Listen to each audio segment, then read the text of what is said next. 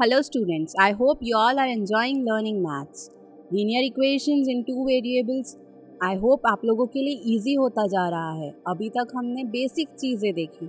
हमने रिवाइज किया था एलिमिनेशन मेथड को. हमने देखा कि किस तरीके से हम ये पॉइंट्स को ग्राफ पे प्लॉट कर सकते हैं, किस तरीके से हम इजीली ग्राफ पे प्लॉट करके इसका सोल्यूशन फाइंड कर सकते हैं.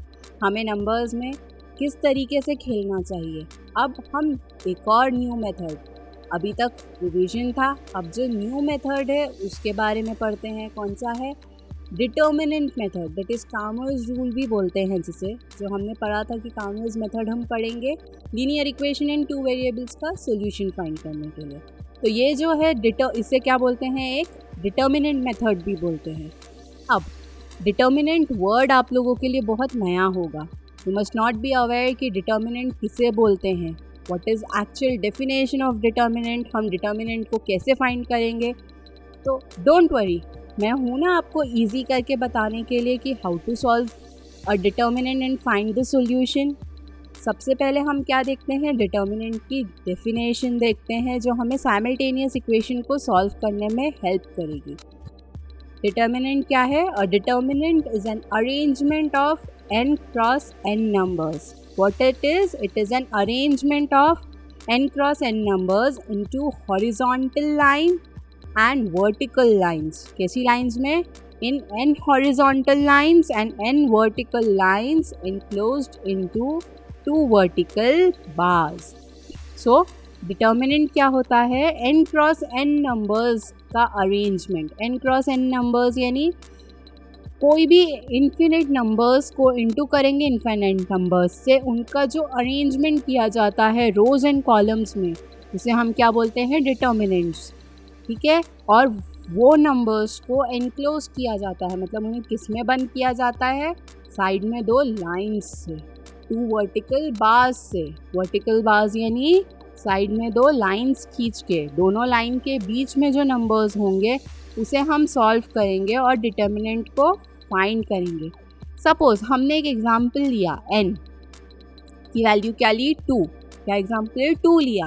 तो उसका अरेंजमेंट क्या होगा? 2 cross 2. n cross n is 2 cross 2, that is क्या होगा? Equals to 4. यानी हमारे पास 4 नंबर्स होंगे, 2 रोज होगी, 2 कॉलम्स होंगे और दोनों काय में इनक्लोज किए जाएंगे. उनके आसपास क्या रहेंगी? 2 वर्टिकल लाइंस रहेगी. यानी हम डिटर्मिनेंट को किस जनरल फॉर्म अगर हम देखें डिटर्मिनेंट का तो कैसा रहता है? एक बार, उसके बाद ए बी, उसके नीचे सी डी एंड दूसरे बार से उसको बंद कर दिया. So this is what, this is determinant. और उसके 4 नंबर्स कौन से हैं? A B C D. ठीक है. अब जो हमने बोला ए बी क्या है? रो है. ठीक है. सी डी क्या है? एक रो में है. ए बी काय में आया? रो में. सी डी भी काय में आया? रो में. तो रो क्या होती है? जैसे एक line, that is A B C, अगर सेम लाइन में आ रहे हैं तो वो क्या है? रो. अगर स्टैंडिंग फॉर्म में आ रहे हैं जैसे कि ए सी आया एक के नीचे एक, that is what, it is called as column. Rows and columns को याद रखिएगा. यानी डिटर्मिनेंट्स में क्या होता है? Rows and columns, n number of rows and n number of columns के एनक्लोज होते हैं 2 वर्टिकल बार्स के बीच में. तो उससे हमें क्या मिलता है? डिटर्मिनेंट की वैल्यू. अब हम इसे सॉल्व कैसे करेंगे? सपोज हमारे पास ए बी सी डी है, enclosed in vertical lines. Vertical lines में बंद किया हुआ हमारे पास डिटर्मिनेंट के लिए वैल्यू फाइंड करनी है ए बी सी डी की, ये 4 नंबर्स की. तो हम इसे कैसे सॉल्व करेंगे? इनटू करेंगे. किस तरीके से? क्रॉस मल्टीप्लिकेशन होगा, that is a into D and c into B. लेकिन इन दोनों को सॉल्व करके आंसर कैसे आएगा? तो will write a into D minus b into C, that is A D minus B C. तो ये क्या है? डिटर्मिनेंट को रिप्रेजेंट करने का जनरल मेथड.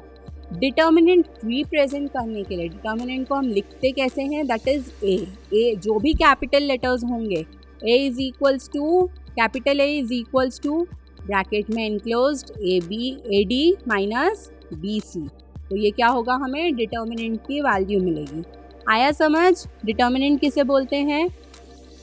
डिटर्मिनेंट क्या है? अरेंजमेंट है n इंटू n नंबर्स का, n क्रॉस n नंबर्स का, यानी n number of rose, n number of columns, जो किसके बीच में एनक्लोज होते हैं, वर्टिकल लाइंस के बीच में।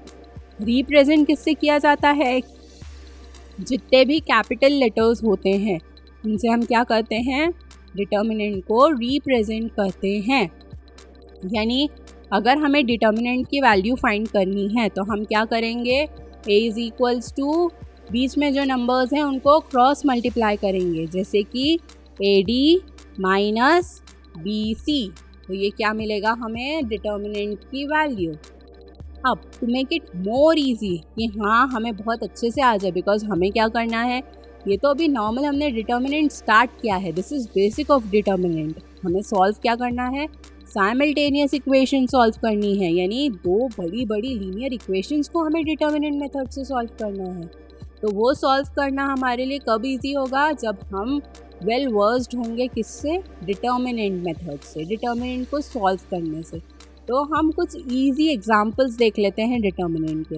Let's proceed with example. First example is find the value of following determinants.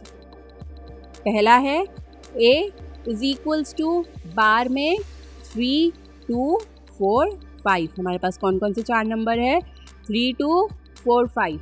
अब हम क्या करेंगे, हमारा क्या था डिटर्मिनेंट निकालने का फॉर्मूला, हम क्रॉस मल्टीप्लाई करेंगे।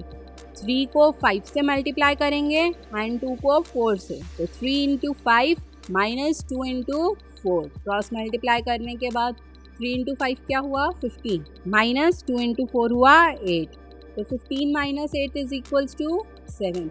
ए डिटर्मिनेंट क्या था, ए, तो डिटर्मिनेंट की वैल्यू क्या आई, 7। सिंपल।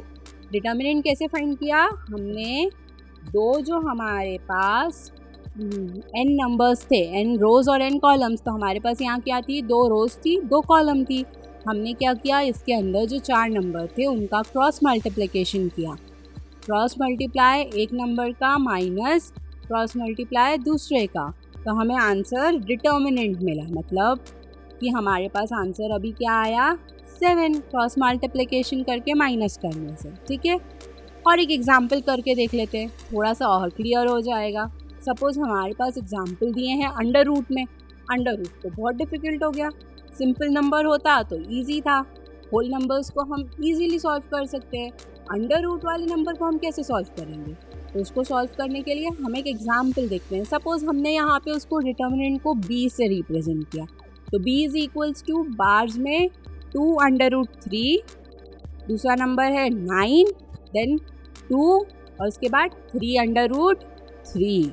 यानी यहाँ पर हमारे पास a की वैल्यू 2 अंडर रूट 3 है, b की वैल्यू 9 है, c की वैल्यू 2 है एंड d की वैल्यू 3 अंडर रूट 3।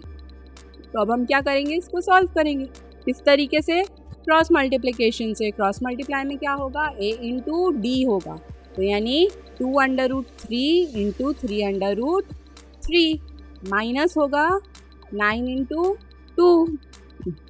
तो अब क्या करेंगे, सॉल्व करने के लिए अंडर रूट का है तो 2 इंटू 3 हमने साइड में ले लिया, और क्या बचा हमारे पास, under root 3 into under root 3 minus 9 into 2 कितना होता है, 18। अब 3 अंडर रूट 3 को जब हम सॉल्व करेंगे तो क्या हो जाएगा, होल नंबर 3 आ जाएगा हमारे पास। Under root 3 into under root 3 क्या हुआ, कंप्लीट नंबर हुआ 3, तो 2 इंटू 3 इंटू 3 माइनस 18, तो 18 माइनस 18 आंसर क्या हुआ, 0। बी यानी डिटर्मिनेंट की वैल्यू क्या आई, 0।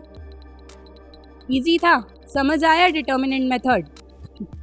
डिटर्मिनेंट मेथड को सॉल्व करना बहुत इजी है, सिर्फ हमें क्या करना है, जो बार के अंदर 4 नंबर दिए गए हैं उनको क्रॉस मल्टीप्लाई करके माइनस करना है। Cross multiplication minus cross multiplication, तो आंसर क्या आ जाएगा, जो भी हमें डिटर्मिनेंट की वैल्यू चाहिए वो हमें इजीली मिल जाएगी। ठीक है, तो कीप प्रैक्टिसिंग। हम आगे नेक्स्ट पार्ट में ये देखेंगे कि साइमल्टेनियस इक्वेशंस को कैसे सॉल्व करते हैं।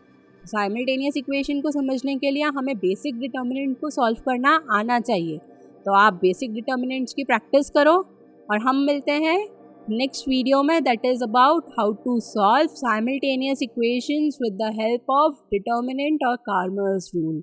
Okay, till then keep learning, Keep practicing. Take care.